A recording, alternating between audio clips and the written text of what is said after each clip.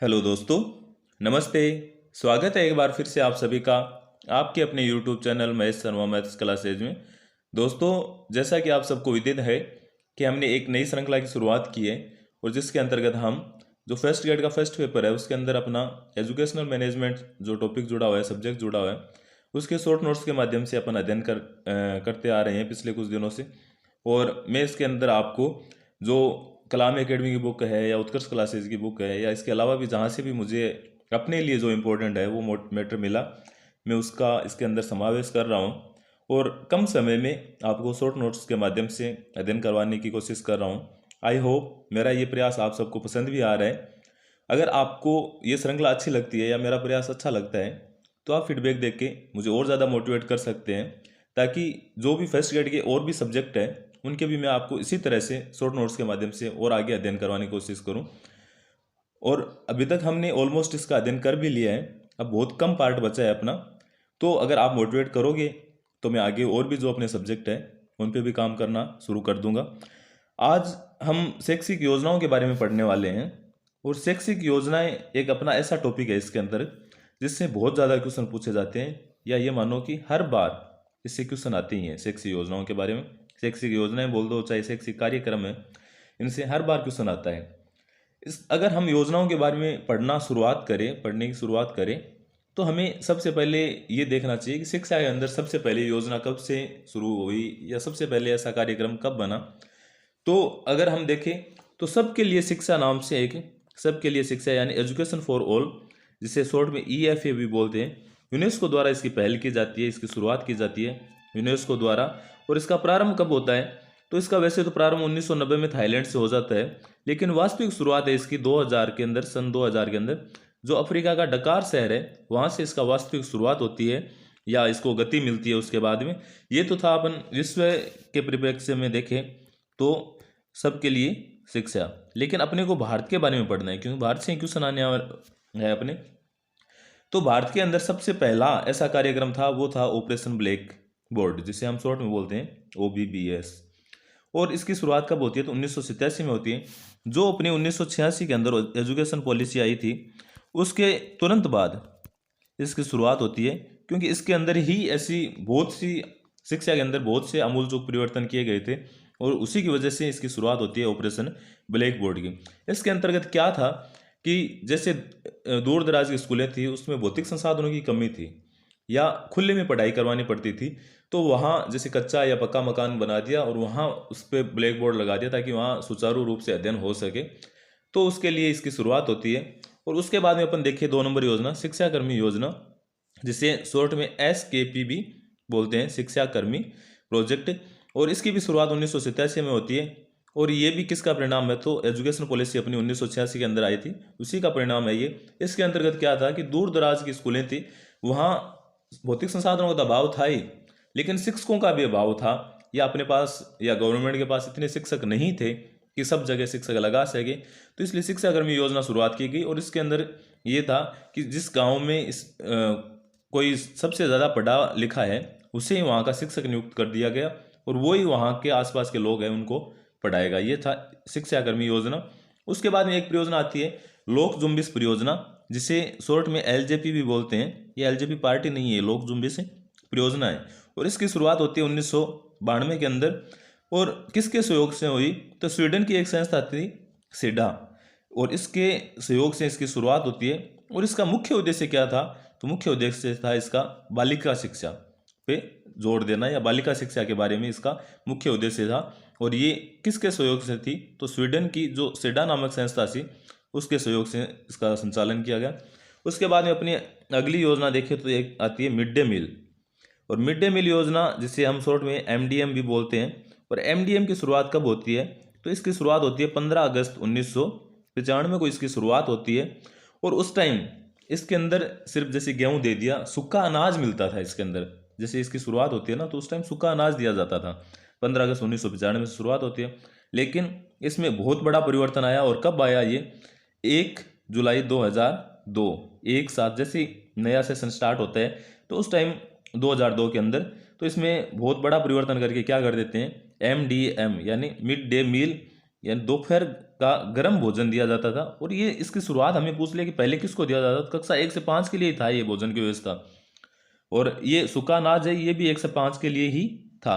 और ये किस लिए कर रहे थे, ताकि स्कूलों में नामांकन बढ़े या साक्षरता दर बढ़े, इसके लिए हो रहा था। और उसके बाद में 1/4/2008 को और बड़ा इसके अंदर परिवर्तन किया गया और इसके अंदर कक्षा 6 से 8 को भी सम्मिलित कर लिया गया। तो अगर हमें इसमें क्वेश्चन बन रहे हैं ना, जैसे 3 क्वेश्चन बन रहे कि इसकी शुरुआत कब होती है, तो 15 अगस्त 1995 को। इसके अंदर गर्म भोजन की शुरुआत कब की गई, तो 1/7/2002। और उसके बाद में अगर हमें ये पूछ ले कि कक्षा 6 से 8 को भी कब सम्मिलित कर लिया गया, तो 1/4/2008 को। उसके बाद में अपने राजस्थान में एक योजना प्रारंभ की गई, अन्नपूर्णा दूध योजना। और इसकी शुरुआत कब होती है, तो 2/7/2008 को। अभी जैसे ये बाल गोपाल योजना से नाम से चल रही है ये, तो 2/7/2008 को। आप बोलोगे सर यहाँ भी एक है, यहाँ भी एक है, ये एक को क्यों नहीं स्टार्ट की गई, तो क्योंकि उस टाइम 2018 के अंदर 1 जुलाई को संडे था, तो मंडे से शुरुआत की गई, तो 2/7/2018 को इसकी शुरुआत होती है। और अभी ये मुख्यमंत्री बाल गोपाल योजना के नाम से चल रहे हैं। उसके बाद में 5वां क्वेश्चन है कि जिला प्राथमिक शिक्षा कार्यक्रम DPEP। और इसकी शुरुआत कब होती है, तो 1994 के अंदर इसकी शुरुआत होती है। और राजस्थान में कहाँ से होती है इसकी, ये सारे जैसे राष्ट्रीय स्तर के प्रोजेक्ट है, लेकिन अब मैं राजस्थान के परिप्रेक्ष्य में आपको अध्ययन करवा रहा हूँ। तो इसकी शुरुआत है और राजस्थान में खानपुर मेवान से स्टार्ट होती है, जो कि अलवर में है, खानपुर मेवान। और संपूर्ण राजस्थान में इसकी शुरुआत कब होती है, तो 1999 में संपूर्ण राजस्थान में होती है। और खानपुर जो मेवान है वहाँ कब होती है, तो 1994 के अंदर होती है। उसके बाद में आता है सर्व शिक्षा अभियान, जिसके बारे में अपन और डिटेल से पढ़ेंगे। तो इसकी शुरुआत कब होती है सर्व शिक्षा अभियान की, तो सन 2000 जो 2000 और 2001 है उसके अंदर होती है। उसके बाद में अपन राष्ट्रीय माध्यमिक शिक्षा अभियान की भी बात करेंगे, यानी रमसा। इसकी शुरुआत कब होती है, तो 2009 में। और ये माध्यमिक शिक्षा का पहला कार्यक्रम था, क्योंकि जो सर्व शिक्षा अभियान है ये प्रारंभिक शिक्षा का है। और जो रमसा है यानी राष्ट्रीय माध्यमिक शिक्षा अभियान है, ये किसके लिए था, तो माध्यमिक शिक्षा का पहला कार्यक्रम है ये। उसके बाद में जैसे अपन नेक्स्ट योजना है वो पढ़ते हैं, तो ये थी साक्षर भारत कार्यक्रम। और इसकी शुरुआत कब होती है, तो 8/9/2009 को इसकी शुरुआत होती है, 8 सितंबर 2009। और इसके अंतर्गत संचालित कार्यक्रम है ये कौन कौन से थे, तो बुनियादी साक्षरता, सतत शिक्षा कार्यक्रम, समतुल्यता कार्यक्रम, पढ़ना लिखना कार्यक्रम। और ये पढ़ना लिखना कार्यक्रम है ये सत्र 2020-21 के अंतर्गत इसकी शुरुआत होती है। और इसके अंदर हमें ये पूछ ले कि एज ग्रुप क्या था, तो 15 से 35 वर्ष के जो भी प्रौढ़ थे उनके लिए ये कार्यक्रम शुरुआत किए गए थे कि वो कम से कम थोड़ा बहुत पढ़ना लिखना तो जान सके। तो साक्षर भारत कार्यक्रम है ये, इसके लिए एज ग्रुप क्या था, 15 से 35 वर्ष। और इसके अंदर शिक्षा क्या दी जाती थी, अब बच्चों को जो पढ़ा रहे हैं वो अगर बड़ों को पढ़ाएंगे तो वो तो स्कूल आएंगे नहीं, क्यों पढ़ेंगे वो, तो इसलिए उनको चुनाव की शिक्षा है, कानून से संबंधित शिक्षा है, वित्तीय शिक्षा है, आर्थिक शिक्षा है, या आपदा प्रबंध के बारे में बताएंगे, या नागरिक सुरक्षा आदि टॉपिक से जुड़ी शिक्षा देंगे, तो वो भी क्या होंगे, स्कूल से कनेक्ट हो जाएंगे। इस उद्देश्य से इसकी शुरुआत होती है। उसके बाद में जैसे अपन देखते हैं बहुत ही बड़ा अधिनियम है ये, शिक्षा का अधिकार अधिनियम, और बहुत ही इंपॉर्टेंट है, 2009 में आता है। और इसकी वजह से तो ये मान लो कि शिक्षा में आमूलचूल परिवर्तन आ गए।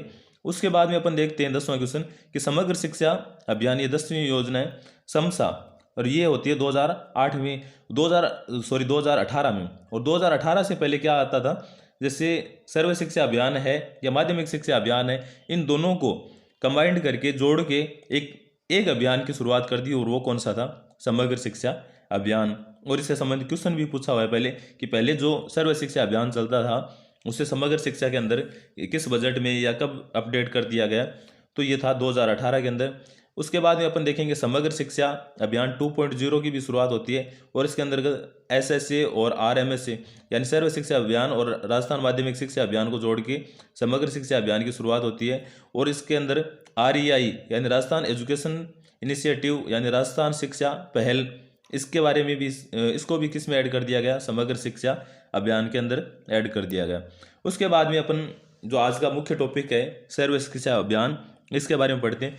इसका सबसे पहले हमें ये पता होना चाहिए कि लोगो क्या है, लोगो या ध्येय वाक्य क्या है, तो सब पढ़े सब बढ़े। आपने देखा होगा कि बहुत सी जगह स्कूलों में दीवारों पे एक पेंसिल बनाई हुई होती थी जिसमें आगे एक जैसे लड़का बैठा होता था, एक छात्र बैठा होता था, पीछे एक छात्रा बैठी होती थी, और उसके नीचे लिखा लिखा हुआ था एजुकेशन फॉर ऑल या सब पढ़े सब बढ़े। तो ये क्या था? सर्व शिक्षा अभियान। इसकी शुरुआत कब होती है? तो अक्टूबर 1998 में दिल्ली में सभी राज्यों की एक शिक्षा मंत्रियों की बैठक होती है। जो भी स्टेट्स थे उनके शिक्षा मंत्री है, उनकी दिल्ली के अंदर MHRD ने एक बैठक करवाई, और उसके अंतर्गत उन्होंने एक रूपरेखा रखी, क्योंकि उस टाइम जो शिक्षा है अपना, तो ये शिक्षा किस सूची का है? तो ये समवर्ती सूची का विषय है। तो इस वजह से MHRD ने सभी जो राज्यों के शिक्षा मंत्री है उनकी एक बैठक ली, और उनमें उनके सामने एक ऐसे मुद्दा रखा कि हम एक ऐसी योजना चलाएं जिसकी वजह से शिक्षा में बहुत ज़्यादा परिवर्तन आए या सुधार आए। और उसके लिए सभी राज्यों के शिक्षा मंत्री है उन्होंने हामी भी भर दी कि आप ऐसी योजना चलाओ और हम आपका सपोर्ट करेंगे। तो क्या हुआ कि 16 नवंबर 2000 को इसकी शुरुआत होती है। किस चीज़ से होती है? तो जन आंदोलन की घोषणा की गई।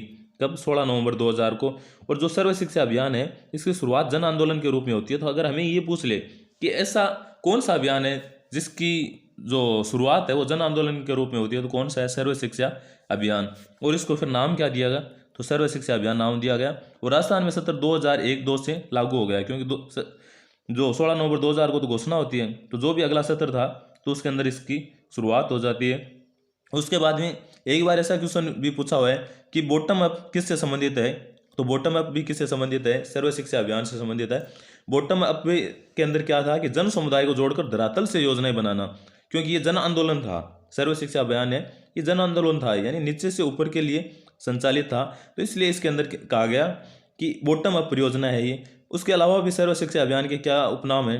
तो एक तो जन आंदोलन नाम है ही, एक छत्ता प्रोजेक्ट, क्योंकि इसके अंतर्गत छत्ता प्रोजेक्ट तो ये होता है जैसे अम्ब्रेला प्रोजेक्ट है कि इसके अंतर्गत छोटी छोटी बहुत सी योजनाएं हैं वो इसके अंदर समाहित की गई थी उस टाइम, तो इसलिए इसे छत्ता प्रोजेक्ट भी बोला गया था। उसके बाद में अपन आगे पढ़ते हैं कि जो सर्व शिक्षा अभियान है इसके क्या लक्ष्य थे, क्या एम्स थे, क्या गोल थे। तो इसका पहला गोल था ये था कि नामांकन बढ़ाना, 100% नामांकन करना इसका मुख्य गोल था। और ये कब था कि 2003 तक सभी बच्चों, और बच्चे कौन से? 6 से 14 वर्ष, क्योंकि ये किसके लिए था? प्राथमिक शिक्षा के लिए ही था। तो कि 2003 तक सभी बच्चों का नाम हो जाए, और शिक्षा का सार्वभौमिकरण करना कि किस किस रूप में? पहुंच के रूप में, नामांकन यानी एनरोलमेंट के रूप में, प्रतिधारण यानी रिटेंशन के रूप में, इन सब के लिए 100% नामांकन करना सबसे ज़्यादा जरूरी था। उसके बाद में ठहराव की भी बात की गई कि 100% ठहराव भी होना चाहिए, कि जैसे 100% नामांकन हो जाता है तो उनके ठहराव की भी व्यवस्था होनी चाहिए। ऐसा नहीं हो कि एक बार नाम लिखा और नेक्स्ट सत्र में वो बच्चा आ ही नहीं रहा है या स्कूल से ड्रॉप आउट हो जाता है, तो ऐसा भी नहीं होना चाहिए। और ये भी किसके लिए था? प्राथमिक शिक्षा तक था। और 2007 तक बोला था कि 5वीं पास हो जानी चाहिए, 2007 तक। और उच्च प्राथमिक शिक्षा यानी 2010 तक 8वीं पास हो जानी चाहिए। लेकिन ये हम 2010 तक ये जो गोल था वो हम अचीव नहीं कर पाए, और इस वजह से 2012 तक इसको आगे एक्सटेंशन कर दिया गया, बढ़ा दिया गया। और किसके लिए था ये? कौन से एज ग्रुप के लिए था? तो 6 से 14 वर्ष के लिए था। उसके बाद इसके अंदर तीसरा जो अपना लक्ष्य था वो था गुणवत्तापूर्ण शिक्षा के बारे में। और गुणवत्तापूर्ण शिक्षा कैसे होगी? पहले हमने नामांकन के बारे में बात कर ली, फिर ठहराव के बारे में। तो गुणवत्तापूर्ण शिक्षा कैसे होगी कि एक तो भौतिक संरचना अपने स्कूलों की थी वो उसमें सुधार किया जाए, दूसरा मानवीय संसाधन है उनमें भी सुधार किया जाए, और जैसे प्रशिक्षण की व्यवस्था कर दी गई। और एक इसमें मानवीय संसाधन के अंतर्गत बताया गया है कि जो स्टूडेंट टीचर का रेशियो है वो 40:1 रहना चाहिए। या ध्यान रहे कि जो RT एक्ट है उसके अंतर्गत अलग है, और जो सर्व शिक्षा अभियान है उसके अंतर्गत अलग है। इसमें तो है 40:1, और जो अपना RTE है उसके अंतर्गत जो स्टूडेंट और टीचर का रेशियो है वो है 30:1। तो इन दोनों में अलग है। अगर हमें ये पूछ ले कि सर्व शिक्षा अभियान के अंतर्गत क्या था, तो हमें बताना 40:1। और इसके अंदर भी व्यवस्था की गई थी कि प्रत्येक 1 किलोमीटर के अंदर प्राइमरी स्कूल खोलना होगा, या इसकी घोषणा की गई, और प्राथमिक विद्यालय की। और प्रत्येक 2 किलोमीटर में अपर प्राइमरी स्कूल है इसके खोलने की भी घोषणा की गई या व्यवस्था की गई। उसके बाद में इसके अंदर एक और लक्ष्य था अपना, और वो था सामाजिक और लैंगिक भेद समाप्त करना। और ये क्वेश्चन आया हुआ भी है कि जो सर्व शिक्षा अभियान है वो कौन से भेद को समाप्त करने का इस प्रयास किया, या कौन से भेद समाप्त करने का इसका लक्ष्य था? तो सामाजिक और लैंगिक भेद समाप्त करने का इसका प्रयास था। उसके बाद में जैसे अपन आगे बढ़े इसके अंदर कि सर्व शिक्षा अभियान की क्या क्या विशेषताएं थी, तो ये भारत सरकार की फ्लैगशिप योजना थी। और फ्लैगशिप योजना है वो कभी बंद नहीं कर सकते, जैसे उसका उद्देश्य पूरा नहीं होता तब तक इसे बंद नहीं कर सकते। और ये झंडे को बुलंद करती है, ऐसी योजना होती है फ्लैगशिप योजना। और इसके अंदर बालक की बात की है तो बालक कौन सा था, जो 6 से 14 वर्ष के बालक थे उनकी बात की गई है, क्योंकि प्राथमिक शिक्षा से संबंधित अभियान था। उसके बाद में ये प्रारंभिक शिक्षा यानी एलिमेंट्री एजुकेशन कक्षा 1 से 8 तक के लिए था। उसके अलावा क्या थी इसकी विशेषता, तो नोडल एजेंसी है इसकी, तो अपन राजस्थान में अगर बात करें तो RCEE यानी Rajasthan council of elementary education, Rajasthan प्रारंभिक शिक्षा परिषद, और जिसका मुख्यालय जयपुर के अंदर है, ये इसकी नोडल एजेंसी थी। उसके अलावा इसमें PTR यानी छात्र और शिक्षक अनुपात है वो 40:1, जिसकी अपन ने बात कर ली है। उसके अलावा इसमें वित्तीय अनुपात है, बहुत ही इंपॉर्टेंट है, पहले भी इसके 2 बार क्वेश्चन पूछे हुए हैं कि केंद्र राज्य का वित्तीय अनुपात क्या था। तो जो 9वीं पंचवर्षीय योजना थी उसके अंदर तो इसका अनुपात था 85:15, क्योंकि शिक्षा है वो समवर्ती सूची का विषय है, इसकी वजह से केंद्र और राज्य दोनों को सहयोग करना था। तो केंद्र के 85 थे और राज्य के 15। लेकिन 10वीं पंचवर्षीय योजना है उसके अंतर्गत कहा गया कि 75 और 25 होगा, सॉरी 75 और 25 है। उसके बाद में जो 2015 है उसके अंतर्गत कौन सी थी, क्या डिसाइड किया गया कि 65:35, और इसका लक्ष्य ये था कि बाद में 50:50 करके इस योजना को समाप्त कर दिया जाएगा। लेकिन जैसे 65:35 था, यहाँ से इस योजना का मर्ज कर दिया गया समग्र शिक्षा अभियान के अंतर्गत। तो अगर हमें ये तीनों रेशियो पूछ ले कि 9वीं पंचवर्षीय में क्या था, 10वीं में क्या था और 2015 में क्या अनुपात था, तो ये हमें ध्यान रखना है। उसके बाद में एक इसमें SMC के गठन के बारे में बात की गई, जो स्कूल मैनेजमेंट कमेटी है यानी स्कूल प्रबंधन समिति। और सर्व शिक्षा के तहत इसका क्या कार्य था, तो सर्व शिक्षा के तहत जो भी राशि मिले उसे SFG यानी स्कूल फैसिलिटी ग्रांट कहा जाता था। और इसे खर्च करने का अधिकार किसे दिया गया, तो SMC को इसे खर्च करने का अधिकार दिया गया था। उसके बाद में जैसे अपन देखें आगे कि इसके अंदर योजनाएं भी प्रारंभ की गई थी, क्योंकि ये एक मैंने आपको बताया था कि छाता परियोजना यानी अम्ब्रेला प्रोजेक्ट था, तो इसके अंदर बहुत सी योजनाओं का समावेश किया गया। तो एक तो लहर नाम से थी योजना, लहर की फुल फॉर्म भी पूछी जाती थी बहुत बार और अब भी पूछ सकते हैं, यानी learning enhancement activity in Rajasthan. और ये किसके लिए थी, तो कक्षा 1 से 2 तक के बच्चे हैं उनके लिए कक्षा कक्ष, ऐसे कक्षा कक्ष का निर्माण करना जिसकी 3 दीवारों पर अलग अलग जैसे हिंदी, इंग्लिश और मैथ से संबंधित बहुत से डायग्राम बने हो, बहुत से चित्र बने हो, और जो रूम है उसे अच्छे से सजाया गया हो इन चित्रों के माध्यम से दीवारों पर, जैसे ABCD लिखी हुई हो, या जो वर्णमाला है क ख ग है ये लिखे हो, या गिनती पहाड़े ये सब लिखे हो, और वो भी चित्रों के माध्यम से।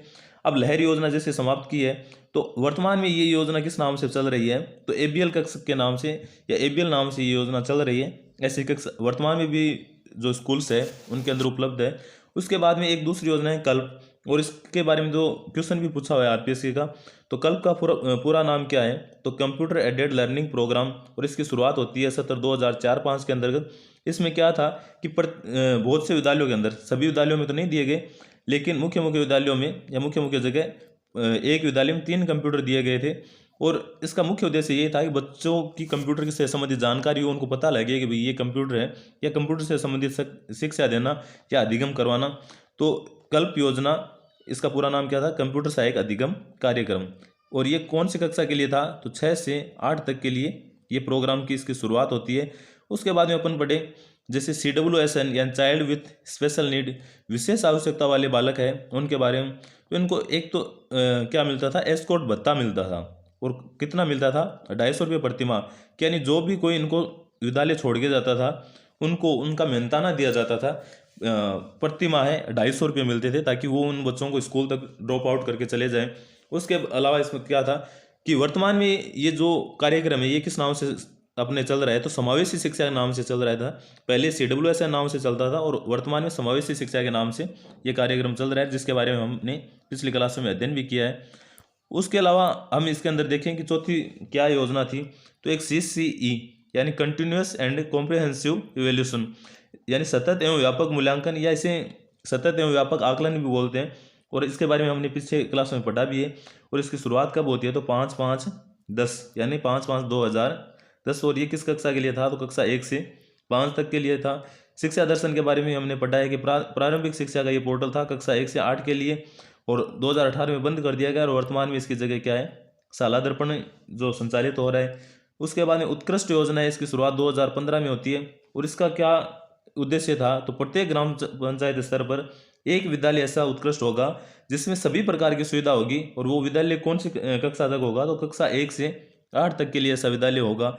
उसके अलावा उजियारी ग्राम पंचायत के बारे में अपना प्रोग्राम चला था, और इसके अंदर ऐसा था कि ऐसी पंचायत जिसमें एक भी बच्चा है वो शिक्षा से वंचित नहीं हो, ऐसी ग्राम पंचायत को उजियारी ग्राम पंचायत घोषित कर दिया जाता था और कलेक्टर द्वारा उसे सर्टिफिकेट दे दिया जाता था। उसके अलावा सबसे इंपॉर्टेंट है कि बालिका शिक्षा, और इसका वर्तमान नाम है नवाचारी परियोजना, और पहले नाम था इसका बालिका शिक्षा। इससे पहले भी क्वेश्चन पूछा हुआ है और इस बार भी आ सकता है। इसके अंतर्गत क्या क्या एक्टिविटी होती थी, तो एक तो मीना मंच था, मीना मंच, और जैसे मीना राजू की कहानियाँ होती थी, एक जागृति मंच है, अध्यापिका मंच है, एक सक्षम है, ये सब इसके अंतर्गत एक्टिविटीज स्टार्ट थी।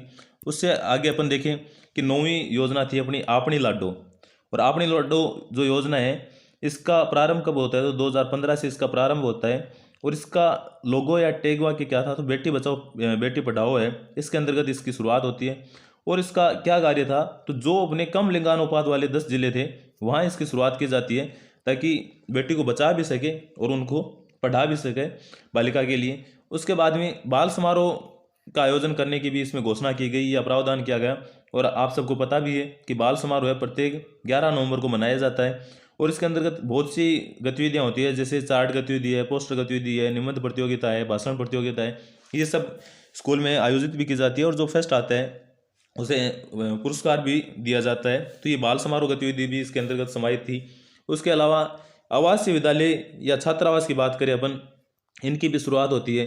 तो एक तो होती है कस्तूरबा गांधी बालिका विद्यालय, और जो पूरे राजस्थान में कितने थे, 200 है, और ये कक्षा 6 से 8 के लिए है कस्तूरबा गांधी बालिका विद्यालय, और इनकी शुरुआत है वो 2004 में होती है, और ये क्वेश्चन भी पूछा हुआ है, आगे देखेंगे अपन।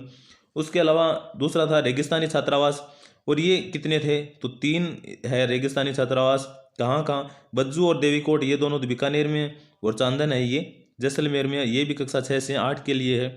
उसके अलावा माइग्रेटरी यानी सीजनल छात्रावास की, जैसे जो रेबारी है, रायका है, ये सब घुमंतु जनजातियाँ हैं, वो एक जगह से दूसरी जगह जाती है, तो इनके बच्चे भी अगर साथ में जाते हैं तो इनकी पढ़ाई बाधित हो सकती थी, तो इनके लिए इन छात्रावास की शुरुआत की गई। तो ये इनकी संख्या है वो घटती बढ़ती रहती है, कि जैसे ही बच्चे ज़्यादा हो जाए तो इनकी संख्या बढ़ा दी जाती है, और बच्चे कम हो जाए तो इनकी संख्या घटा दी जाती है। और ये कहाँ, एक इनके अलावा भी है मेवात बालिका छात्रावास, और ये कहाँ है, तो अलवर में है, इनकी संख्या 10 है, और ये भी कक्षा 6 से 8 तक के लिए है जो मेवात बालिका छात्रावास है। उसके बाद में अपन जो पिछले सालों में क्वेश्चन आए हैं उनके बारे में देखते हैं। तो एक क्वेश्चन आया है कि सर्व शिक्षा अभियान, जैसे SSA, भारत के संविधान में किस संशोधन के द्वारा अनिवार्य किया गया, तो जो अपना 86वां संविधान संशोधन था इसके द्वारा इसे अनिवार्य किया गया था। उसके बाद में देखो, ये हमने पीछे देखा भी है कि सर्व शिक्षा अभियान SSA योजना की 10वीं पंचवर्षीय योजना के तहत केंद्र एवं राज्य सरकार के मध्य वित्तीय भागीदारी अनुपात के मानक क्या थे, तो क्या थे इसके अंतर्गत, जो 75:85, और जो 75:25, और जो 85:15 है, ये कब थे, तो ये 9वीं पंचवर्षीय योजना थी उसके अंतर्गत थे, और ये किस में थे, तो 10वीं। उसके बाद में जैसे अपन आगे क्वेश्चन देखें कि 11वीं एवं 12वीं पंचवर्षीय योजना में मॉडल स्कूल हेतु केंद्र सरकार एवं राज्य सरकार की वित्तीय भागीदारी का अनुपात क्या था, तो इसके अंतर्गत ये क्या था, 75:25। उसके बाद में कि केंद्रीय बजट 2018-19 में सर्व शिक्षा अभियान को समाहित कर दिया गया, तो ये भी आप सबको पता है कि समग्र शिक्षा अभियान के अंतर्गत समाहित कर दिया गया, और ये समग्र शिक्षा अभियान है वो नेक्स्ट क्लास में अपन पढ़ेंगे भी। उसके अलावा है कि कस्तूरबा गांधी बालिका विद्यालय का आरंभ कब हुआ था, तो इसके बारे में मैंने अभी जस्ट आपको बताया कि 2004 में इसकी शुरुआत होती है, और अपने राजस्थान में कितने हैं, तो 200 कस्तूरबा गांधी बालिका विद्यालय, और कक्षा 6 से 8 के लिए है ये। उसके बाद में 7वां क्वेश्चन है कि सर्व शिक्षा अभियान के लक्ष्यों के अनुसार 6 से 14 आयु वर्ग के सभी बालकों के लिए प्रारंभिक शिक्षा किस वर्ष तक उपलब्ध हो जानी चाहिए, तो कौन से वर्ष तक, 2010 तक इसकी जो टैग रेखा है या इन्होंने अपना लक्ष्य लिया था कि 2010 तक 6 से 14 वर्ष के जो भी बच्चे हैं उन सब तक शिक्षा उपलब्ध हो जानी चाहिए। उसके बाद में अपन आगे देखें कि राज्य सरकार द्वारा चलाए जा रहे अंग्रेजी माध्यम वाले विद्यालय जो केंद्रीय माध्यमिक शिक्षा बोर्ड से मान्यता प्राप्त है, उत्कृष्ट केंद्र के रूप में स्थापित हुए हैं, वे हैं, तो ऐसे विद्यालय कौन से हैं, जो स्वामी विवेकानंद राज के मॉडल विद्यालय चल रहे थे ये। उसके बाद 9वां क्वेश्चन है कि सत्य कथन या सत्य कथनों को चयन कीजिए। पहला है कि कस्तूरबा गांधी बालिका विद्यालय का प्रारंभ 2004 में, सही है ये तो।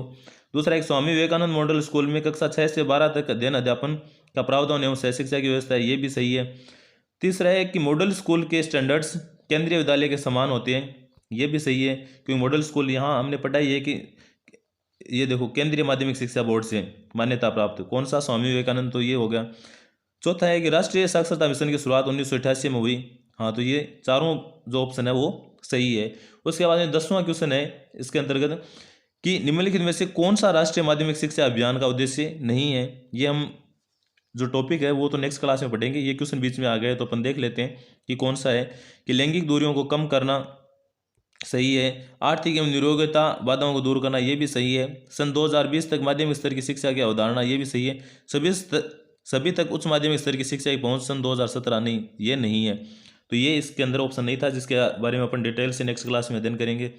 उसके बाद में है कि SSA यानी सर्व शिक्षा अभियान शुरू किया गया था, कौन से वर्ष में शुरू किया गया था ये तो आप सबको पता है, मैंने आपको बताया कि 2001 के अंदर इसकी शुरुआत होती है, क्योंकि घोषणा तो 2000 के अंदर हो जाती है, लेकिन सत्र कौन सा था तो 2001-2 के अंदर इसकी शुरुआत होती है।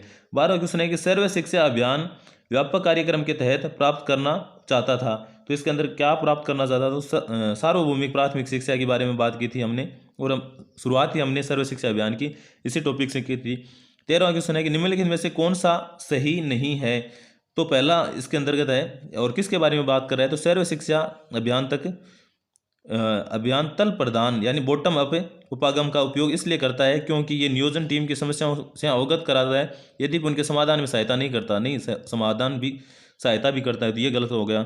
उसके अलावा क्या था कि क्योंकि ये साधारण व्यक्तियों के स्तर में वास्तविकता को दर्शाता है, ये सही है, क्योंकि ये उन व्यक्तियों को जो इसमें सम्मिलित है समस्या की जानकारी देता है तथा समाधान में सहायक है, ये भी सही है, क्योंकि यह उन व्यक्तियों में जो इससे सम्मिलित है अपनत्व की भावना पैदा करता है, ये भी सही है। उसके बाद 14 और आज का अपना जो अंतिम क्वेश्चन है वो है कि सर्व शिक्षा अभियान के अंतर्गत किस भेद को कम करने हेतु अलग से लड़के तथा लड़कियों, अनुसूचित जाति तथा अनुसूचित जनजाति के लक्ष्य निर्धारित करना आवश्यक था, तो मैंने आपको बताया भी था कि ये किससे संबंधित था, तो लिंग या सामाजिक जो भेद थे अपने उनको समाप्त करने का इसमें जो मुख्य इनका एम था, गोल था या इनका लक्ष्य रखा गया था। ये था अपना जो सर्व शिक्षा अभियान है, इसके बारे में अपन ने अध्ययन किए। इसके बाद में अपन जो माध्यमिक शिक्षा अभियान है या समग्र शिक्षा अभियान है उसकी जो अपनी अगली क्लास होगी उसमें अध्ययन करेंगे। आई होप आपको ये सीरीज़ पसंद आ रही है। अगर आपको ये क्लास अच्छी लगी है तो लाइक करना, कमेंट करके आप अपना फीडबैक दे सकते हो, और अगर चैनल को सब्सक्राइब नहीं किया है अभी तक तो ज़रूर कर लेना, ताकि जो भी अपनी नेक्स्ट क्लास हो उनका नोटिफिकेशन आपको मिलता रहे। मिलते हैं अगली क्लास में। Thank you, all the best.